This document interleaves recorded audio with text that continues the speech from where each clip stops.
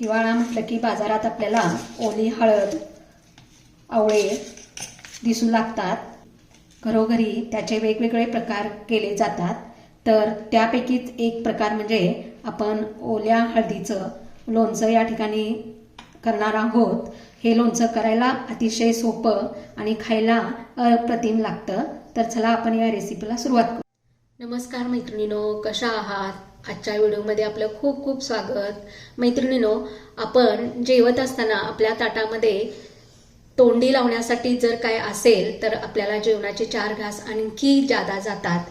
आपल्या महाराष्ट्रीयन जेवणामध्ये वेगवेगळ्या प्रकारचे लोणचे, कोशिंबीर आपल्या ताटामध्ये असते, आपण बनवतो आणि त्यामध्ये मग आवळा लोणचं आहे, त्यानंतर आंब्याचं लोणचं आहे, लिंबवाचं गोड तिखट लोणचं आहे, त्यानंतर कारल्याचं, त्यानंतर लसणाचं लोणचं।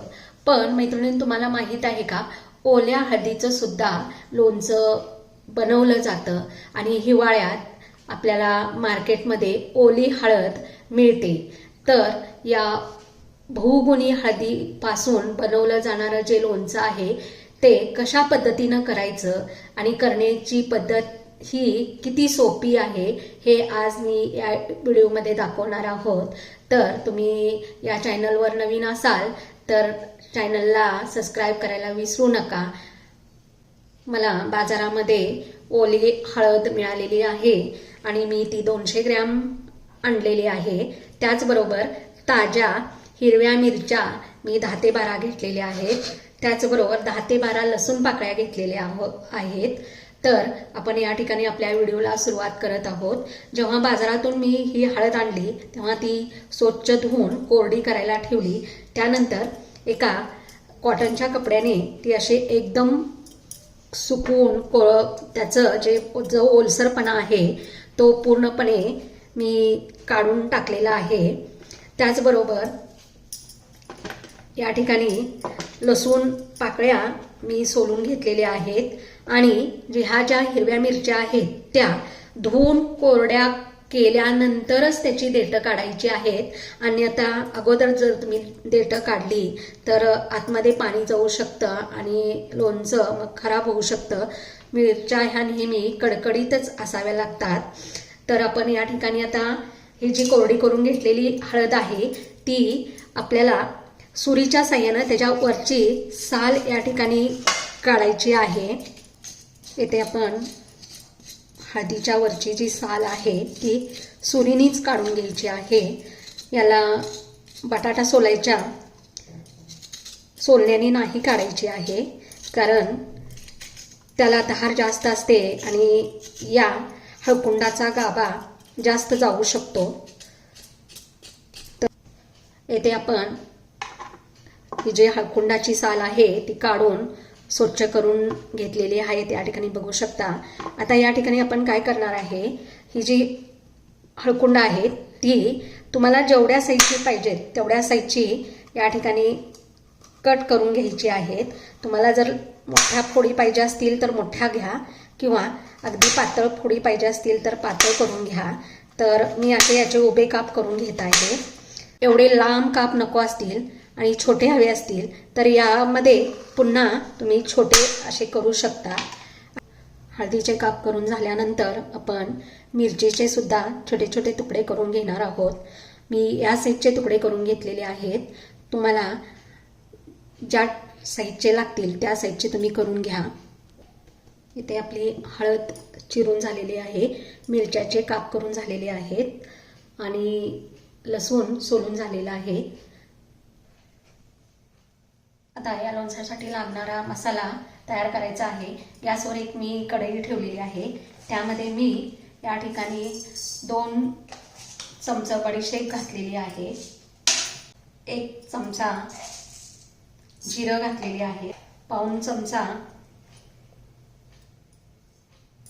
ओवा घातलेला आहे, 2 चमचे मोहरी घातलेली आहे जी आपण फोडणीसाठी वापरतो, 2 चमचे पिवळी मोहरी घालणार आहोत। पिवळी मोहरी अवश्य घाला, कारण त्यामुळे लोणच्याला खमंगपणा येतो। त्यानंतर 5 ते 6 लवंगा घातलेल्या आहेत, 5 ते 6 काळी मिरी घातलेली आहे, आणि हे सर्व मसाले आपल्याला मीडियम गॅसवर भाजून घ्यायचे आहेत. हे सर्व मसाले ऑप्शनल आहेत. त्यापैकी एखादा जरी घटक नसेल, एखादा जरी मसाला नसेल तर काही फरक पडत नाही. जे तुमच्याकडे अवेलेबल असेल ते तुम्ही घालू शकता. आपले मसाले भाजून तयार झालेले आहेत. जी कढई मसाला गरम करण्यासाठी घेतली होती त्याच कढईमध्ये आपण 100 ग्रॅम तेल घेतलेलं आहे.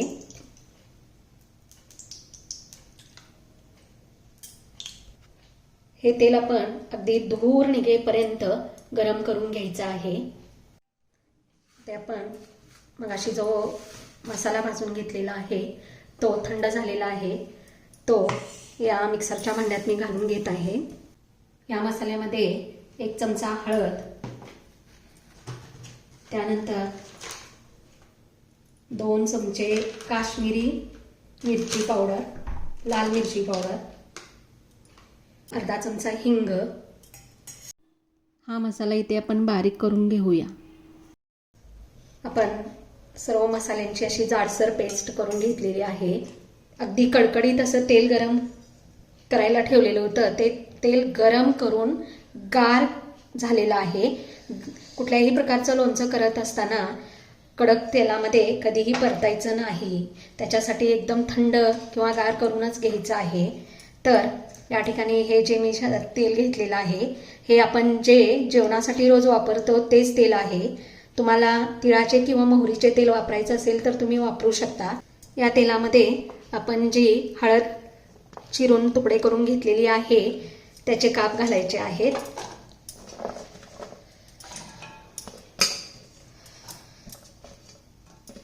या ठिकाणी लसूण घालायचं आहे आणि मिरचीचे तुकडे घालायचे आहेत.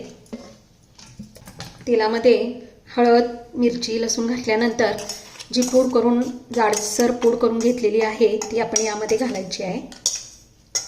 हे जे लोणचं आहे ते चमच्याने एकसारखं 2 ते 3 मिनटं मिक्स करून घ्यायचं आहे.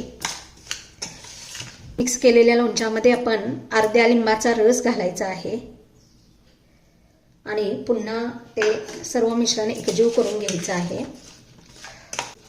तुम्ही बघू शकता हळदीचं आपलं लोणचं तयार झालेलं आहे. ही हळद बहुगुणी आहे. अशा या बहुगुणी हळदीचं लोणचं करायला सोपं आणि खायला अतिशय छान लागतं. तुम्हाला या हळदीच्या लोणच्याची माझी रेसिपी आवडली असेल तर तुम्ही मला कमेंटद्वारे सांगू शकता.